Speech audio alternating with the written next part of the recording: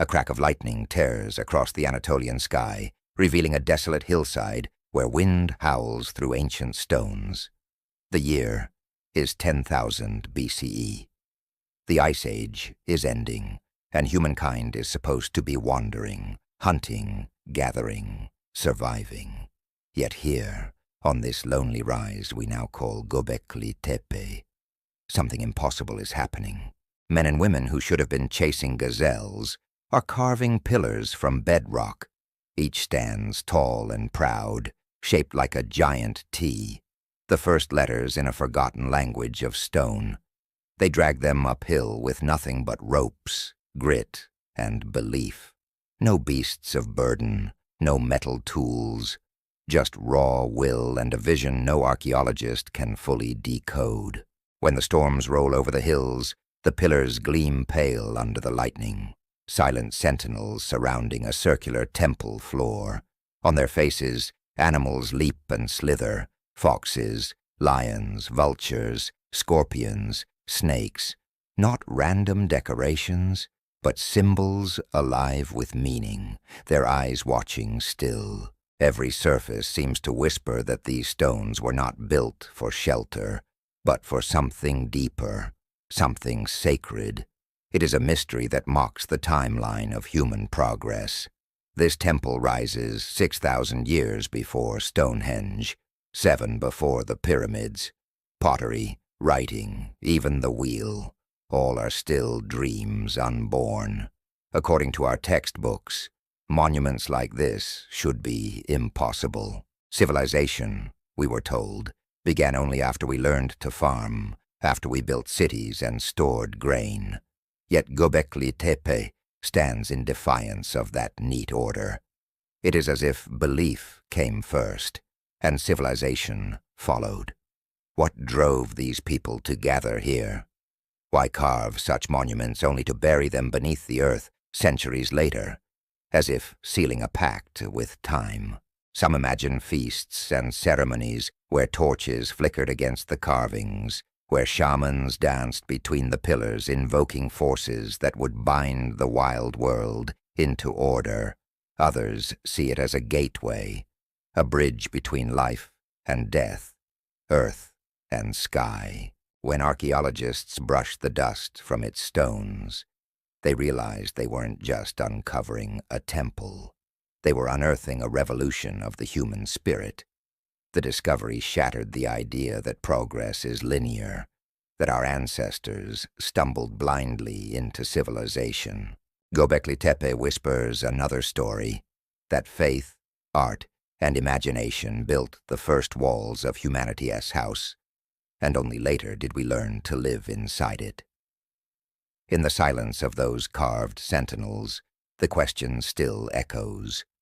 What woke our ancestors from the dream of survival and made them reach for the divine? Imagine the world in 10,000 BCE, a planet caught between ice and thaw. The last glaciers still clutch the northern lands, carving rivers through frozen valleys. Herds of aurochs and gazelle thunder across the plains, while mammoths fade slowly into legend.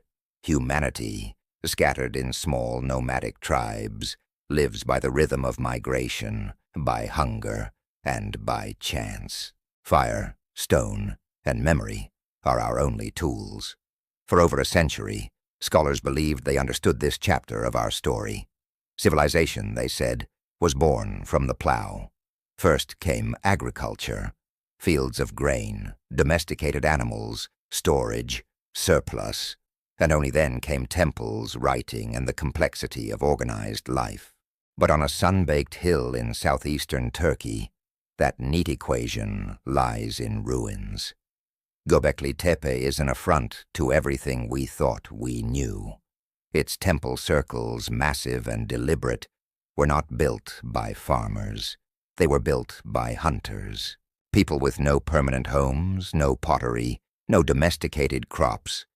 Yet they hauled 20-ton pillars, carved intricate reliefs, and aligned them into sacred geometry. The scale of organization required is staggering.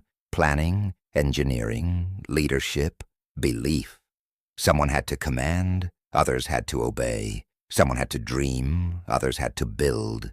How could such coordination arise among nomads? The answer may lie not in their stomachs, but in their souls. The carvings that adorn the pillars are not of tame cattle or docile sheep. They are of predators, the lion, the scorpion, the fox, the vulture, creatures that stalked both their world and their imagination. These were not decorations, they were declarations, symbols of a cosmos alive with danger and divinity. Perhaps these circles were stages for ceremonies that stitched scattered tribes into something larger. Picture hundreds gathering beneath the stars, bringing offerings, stories, and the hunt's spoils. Firelight dances across the carvings as drums echo through the hills. Here, under the gaze of stone beasts, humanity rehearses civilization. And then comes the question that unsettles history itself. Did religion create civilization? Maybe it wasn't the promise of bread that bound us together, but the promise of meaning. Perhaps the first farmers did not sow seeds for food, but for faith, to sustain gatherings too large to be fed by the wilderness alone. Agriculture, in this view, wasn't the cause of civilization, but its consequence, the practical solution to a spiritual problem. The temples came first, and the farms followed. Göbekli Tepe forces us to reconsider the order of awakening. It suggests that before humans learned to build cities, they built myths. Before they mastered the soil, they mastered belief, the power to imagine gods, to see the invisible, to give shape to fear and hope, may have been the true spark that lifted us beyond survival. Only 5% of the site has been unearthed. The rest still sleeps beneath the dust, a buried library of human origins. Each circle yet to be uncovered may hold another clue, another verse in the story of how hunters became builders, and how faith became the blueprint for civilization. Across the shimmering blue of the Mediterranean, on a wind-lashed island of limestone and salt, another enigma rises from the earth. Malta, small, sun-bleached, and seemingly insignificant, holds within it one of humanity's earliest architectural miracles.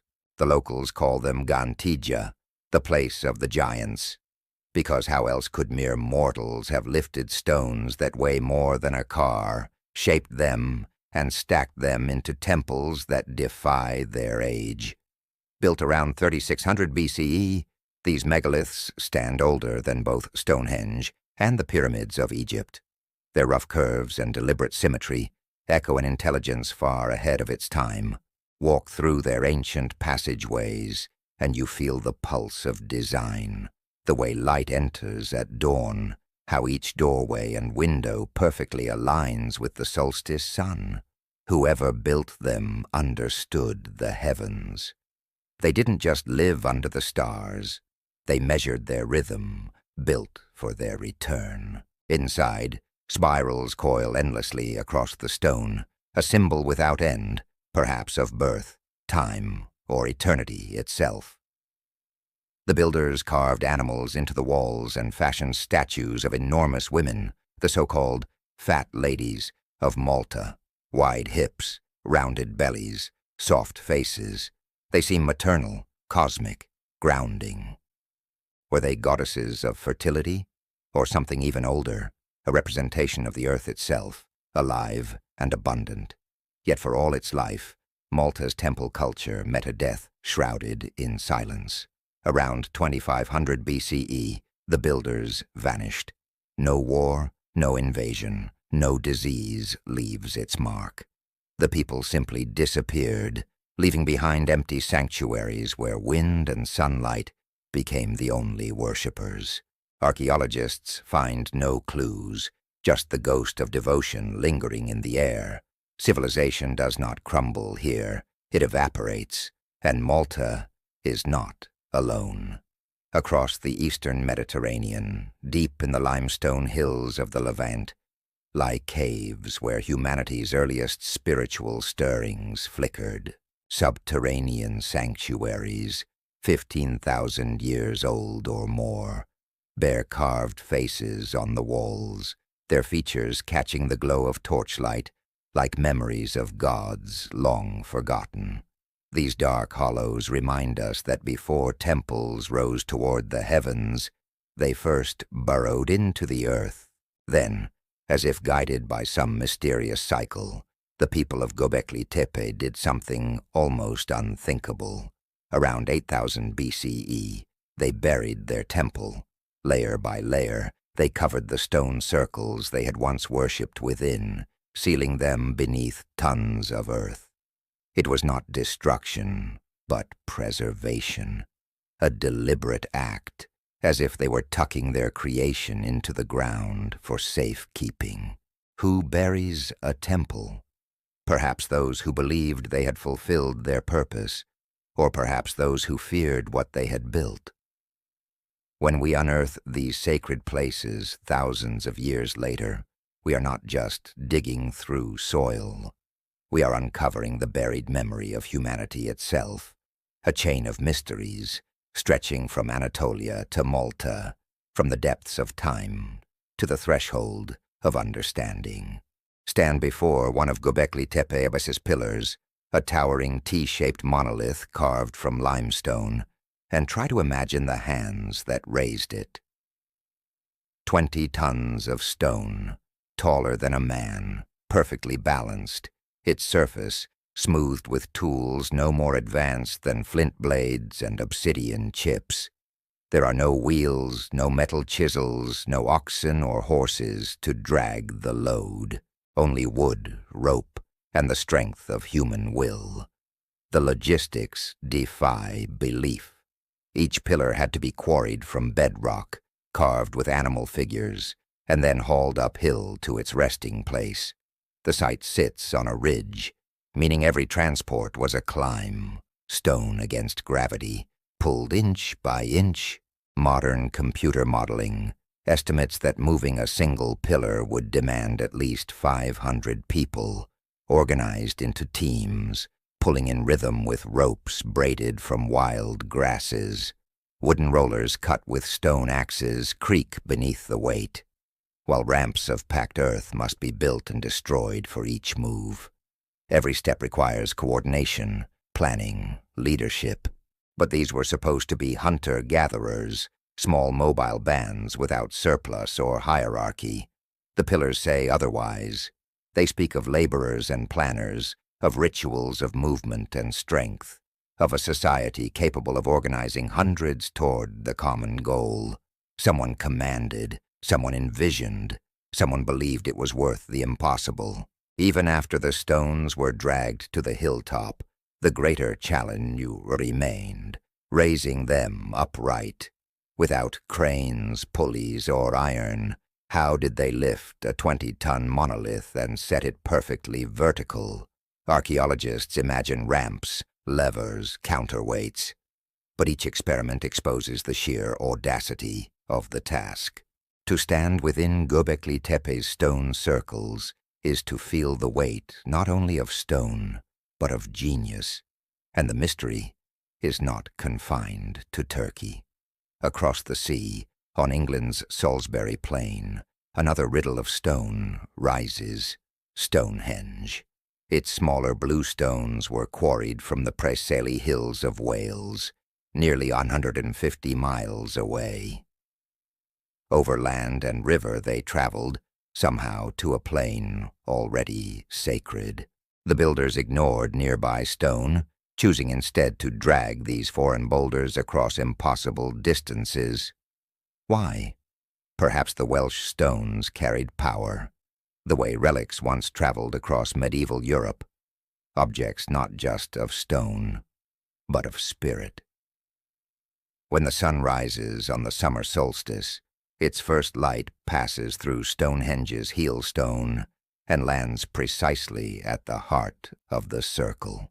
That alignment required generations of observation, a continuity of knowledge stretching across centuries. No writing, no rulers, just eyes turned skyward, counting the seasons until the heavens matched their design. Far south, in Malta's Gantija temples, the puzzle continues. Here, megaliths weighing 50 tons were lifted 6 meters high, fitted without mortar, locked into harmony with the sun and stars. Each block is a symphony of precision, carved from the island's limestone heart. Modern archaeologists have tried to replicate these feats using only ancient tools, ropes, rollers, and wooden A-frames. Even with teams of volunteers, moving a single 2-ton stone becomes an ordeal of sweat and danger.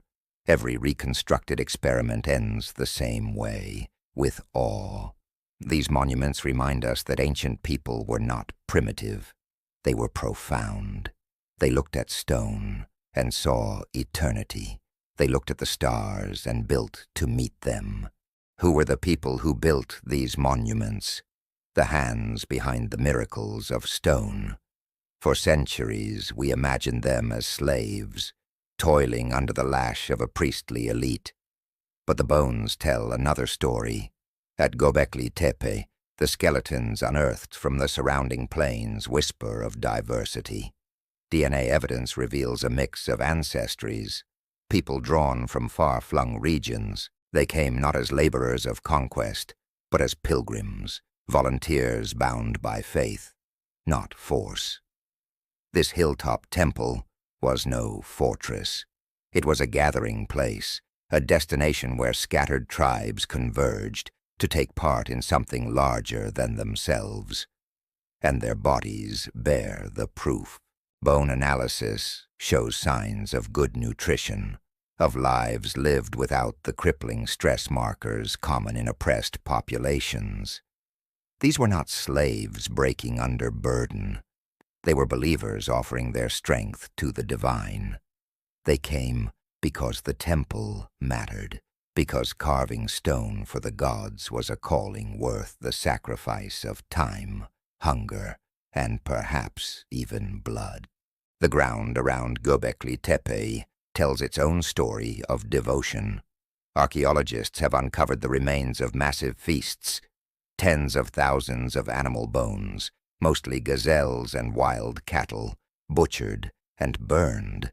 Fires once blazed beneath the open sky as hundreds, maybe thousands, gathered to eat, sing, and worship together. These were not ordinary meals. They were cosmic banquets, rituals of unity that dissolved the boundaries between tribe and tribe, between the living and the gods they served. And among the worshippers moved artisans, the first specialists in human history. The carvings on the pillars, their exquisite symmetry and haunting reliefs, reveal not amateur hands but masters, artists trained by repetition and reverence. Their craft was spiritual labor. They weren't building for survival, they were sculpting eternity. One pillar in particular freezes the imagination, a headless human body surrounded by vultures. It's a grim, precise depiction of excarnation, the ritual exposure of the dead to the elements and to birds of the sky. To modern eyes, it may seem macabre, but to the builders, it was transformation. Flesh returning to air, bone to earth, spirit to light. Millennia later, echoes of this same practice would appear in Zoroastrian sky burials, proof that belief can outlast even language. The pattern repeats across the ancient world. At Stonehenge, chemical signatures in cremated remains reveal travelers from as far as Scotland and continental Europe, pilgrims who journeyed hundreds of miles to be buried in that circle of stone. The site was more than a monument. It was a necropolis, a threshold where the living came to honor the dead, and the dead in turn kept silent vigil over the living. Every carved pillar, every polished bone, every feast beneath the stars tells us the same thing. These builders were not just engineers of stone, but architects of meaning. They were constructing theaters for the sacred, stages where humanity reached upward, hoping the gods might for a moment look back. Decode the stone, and you decode the mind of the ancient world. But the carvings resist translation. Each line, curve, and creature a word from a language whose grammar we've forgotten.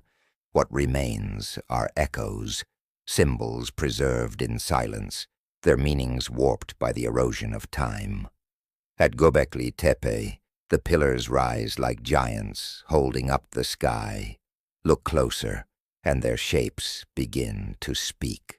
Each T-form may not be a pillar at all, but a body, a stylized human figure with broad shoulders, arms carved in relief along the sides, hands meeting at a waist that never was. No faces, no mouths, just presence. They are not gods in our image, but ancestors rendered eternal, guardians between the seen and the unseen. The animals that crowd their surfaces, foxes, cranes, boars, lions, serpents, don't depict meals or trophies. They represent forces, spirits, totems. A fox might be cunning, a crane, the messenger of souls, a serpent, rebirth or danger. These weren't decorations. They were cosmological diagrams, alive with the meanings of a world where everything, beast, star, stone, was sacred. To the people who built them, the temple wasn't a place to visit the divine. It was a portal to become part of it. Shamanic interpretations suggest that rituals here blurred the boundary between waking and vision. Through fasting, rhythmic drumming, or trance induced by psychoactive plants, participants may have crossed into an altered state, a journey through the cosmic membrane that divided flesh from spirit. The vulture carvings, recurring again and again, hint at this liminality. In many ancient cultures, the vulture was a psychopomp, a soul carrier that lifted the dead into the heavens. Some scholars even see a celestial map hidden in the stones. Around 10,000 BCE, the constellation Cygnus, the celestial swan, soared in alignment with the temple's axis, its wings stretching across the Milky Way's dark rift. To the people of Göbekli Tepe, this may not have been mere coincidence. The dark rift itself was seen by many early cultures as a sky road for the dead, a cosmic passageway for the soul's ascent. The temple, then, was a mirror of the heavens, a sacred machine tuned to the rhythm of the cosmos. Thousands of years later, at Stonehenge, that dialogue between earth and sky continued. The heel stone frames the solstice sunrise with such precision that it turns astronomy into liturgy. When the first light pierced the circle each summer, it did not just mark a date. It transformed the abstract movement of celestial bodies into a visceral revelation. Time itself became divine. And farther south, on Malta's sunlit shores, temples bloom like stone flowers. Their apses curve like petals, each chamber perhaps dedicated to a different passage of life. Birth, initiation, death. The sleeping Larisatstu Po statue found in the Halsafliani Hypogeum, a serene woman lying on her side as if dreaming, suggests another dimension of the sacred. Pilgrims may have slept here, seeking visions in the depths of the earth, their dreams believed to be messages from the gods. These monuments were more than buildings. They were cosmograms, three-dimensional maps of belief, stone translations of invisible truths.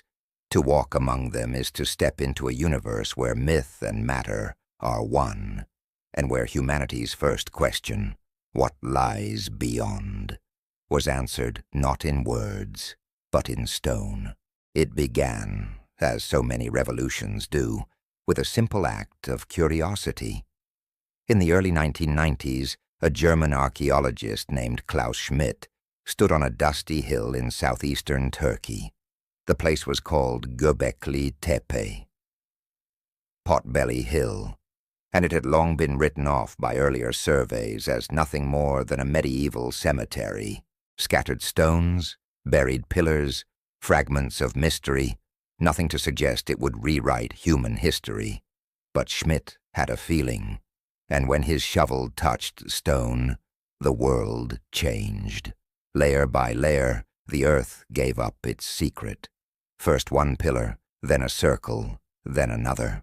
Each season of excavation revealed a grander design, massive T-shaped monoliths rising from the soil, carved with foxes, vultures, lions, and serpents, and yet something was missing. There were no hearths, no huts, no tools of daily life, no signs of cooking fires or family dwellings, only temples, circles upon circles of stone, arranged with intention and reverence. This was not a village, it was a sanctuary, a sacred mountain built not for shelter, but for worship. Until that moment, archaeology had told a simple story. First came farming, then villages, then religion. Survival first, meaning later. But Göbekli Tepe shattered that order like a mirror. Here was proof that spirituality didn't arise from civilization. It may have created it. The people who built these sanctuaries were still hunter-gatherers, yet they managed to organize labor on a massive scale. They planned, they sculpted, they gathered, not because they needed to eat, but because they needed to believe. The implications ripple outward. If religion came before cities, then perhaps the true engine of human progress wasn't the plow or the forge, but imagination itself, the ability to dream the invisible and build it from stone. Consciousness, myth, and shared symbolism might be the deepest roots of what it means to be human. As Schmidt and his team expanded the dig, they discovered that the hill was only the beginning. Ground-penetrating radar revealed more, dozens of buried enclosures stretching across the landscape. Göbekli Tepe wasn't a single temple. It was an entire sacred complex, built and rebuilt over thousands of years. Generations returned to this place, each adding their own circles to the architecture of eternity. And then, just as mysteriously, it ended around 8000 BC. The builders buried their masterpiece. Not abandoned, buried. Carefully, deliberately, each circle filled with earth, stone tools, and animal bones. A ritual entombment on a monumental scale, as if the temple itself were being sacrificed. Why? Perhaps the world was changing. The ice age had receded. The climate was warming. The great herds migrating elsewhere. Or perhaps their gods had gone silent, their purpose fulfilled. The burial might have been an act of devotion, not despair, a closing of a sacred cycle, and Göbekli Tepe was not alone. In 2019, just 35 kilometers away, archaeologists uncovered Karahan Tepe, its sibling in stone. Here, pillars emerge from bedrock chambers, and at the center stands a 3-meter phallus carved from living rock, unmistakably tied to fertility rites. Together these sites form not isolated shrines, but a constellation, a vast Neolithic cathedral district stretching across the Turkish plains. What Schmidt unearthed was not just a temple, it was the first spark of civilization, a revelation carved in stone, waiting 12,000 years for someone to listen. Trace the threads far enough, and patterns begin to emerge, an intricate web connecting places, peoples, and millennia. The stones of Göbekli Tepe didn't stand alone. Their echoes ripple across continents, carried on the currents of human memory. Its circular sanctuaries, aligned with celestial rhythms and bound by sacred geometry, seem to have seeded ideas that reappeared again and again in new lands and new forms. Across the Levant, in Anatolia, and eventually around the Mediterranean, the same architectural DNA resurfaces, rings of stone and timber, aligned with stars and seasons, symbols of a shared yearning for connection between earth and sky. Was this diffusion, ideas passed hand to hand, carried by migrating clans, or coincidence, the same human imagination arriving at the same conclusions independently? Archaeology and genetics together suggest it was both. DNA evidence reveals subtle but persistent waves of migration during the Neolithic era, small bands of people moving across the Near East and into Europe, carrying not only their genes but their gods, myths, and methods. The great cultural explosion that followed wasn't an empire. It was an awakening.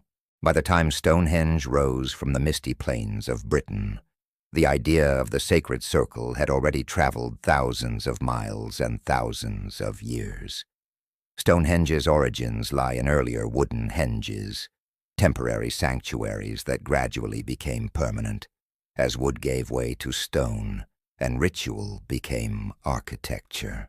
The same impulse that once carved predators into limestone pillars in Anatolia found new expression in the standing stones of Salisbury Plain.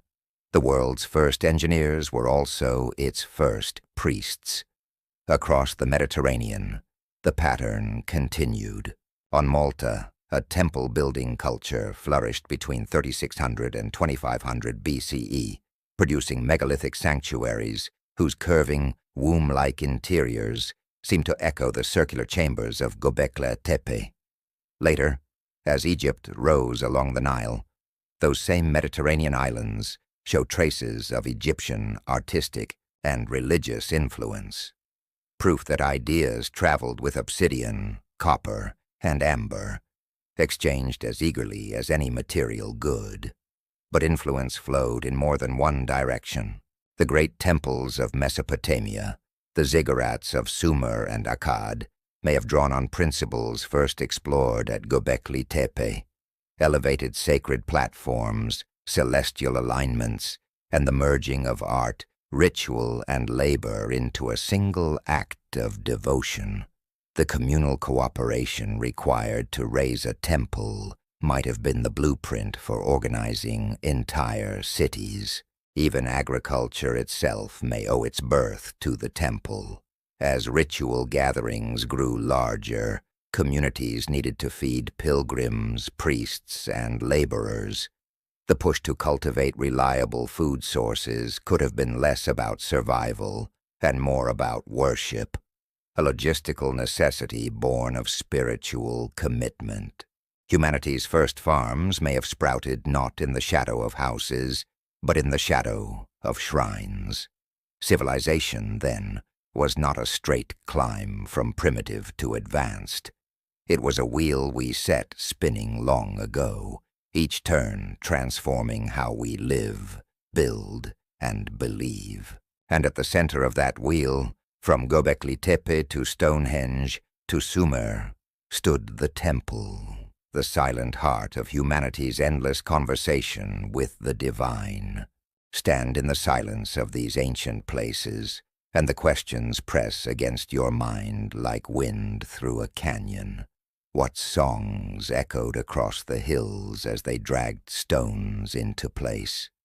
What whispers of prayer or invocation stirred in the darkness?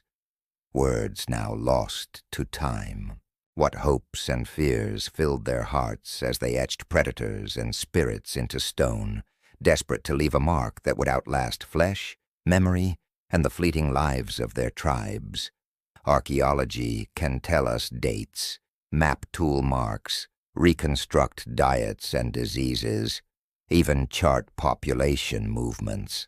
It can measure the weight of stones and the angle of the solstice sun, yet it cannot reach into the mind of a builder, cannot weigh the awe that suffused their souls as golden light struck the temple's carvings. We can rebuild a pillar, but not the conviction that shaped it. We can trace celestial alignments, but not the tremor of wonder when a hunter-gatherer first saw the stars as more than points of navigation, when they became gateways, mirrors of eternity. These temples mark a turning point, a threshold in human consciousness. They are where clever animals became spiritual beings, where cognition and imagination intertwined, and the first questions of meaning took shape. They ask us, silently but insistently, what is beyond life? What is sacred? What, if anything, binds the fleeting hours of human toil to the vastness of the cosmos? Even the most sophisticated modern techniques, carbon dating, isotope analysis, DNA sequencing, cannot excavate hope. They cannot measure longing or the ache of desire to understand existence. Yet the stones speak of it in their silent way. The sweat of hundreds, the rhythm of hands raising pillars, the feasts, the carvings, the burial of temples under earth as if offering them back to the gods. Every act was an act of faith, proof that they believed in something beyond themselves, something worth sacrifice and devotion. Perhaps that is the most profound revelation of all. Not lost technology, not forgotten empires, not alien interventions, but the fact that humans have always needed to believe. That faith, like language or tool use, is embedded in our very nature. These temples are mirrors, showing us the persistence of our ancient spiritual hunger, the echoes of longing that survive in modern minds. Science can illuminate the universe, but it cannot quell the desire to find meaning in it. Göbekli Tepe, Stonehenge, Malta, they do not just tell us about the distant past. They tell us about ourselves, about the timeless pulse of curiosity, devotion, and wonder that drives our species. They remind us that the search for the sacred is not an accident of history, but a defining feature of humanity, and that some questions, eternal, unanswerable, will always press against the edge of our understanding, urging us to look up at the stars and ask, as they did, why are we here? The stones endure while empires crumble, languages vanish, and the names of kings and conquerors fade into dust. Yet the human impulse to build sacred spaces, physical echoes of our spiritual yearning, persists, unbroken, across 12 millennia. From the pillars of Göbekli Tepe to the soaring arches of Gothic cathedrals, from the domes of modern mosques to the sanctuaries of temples and churches around the world, we continue to erect monuments to the invisible.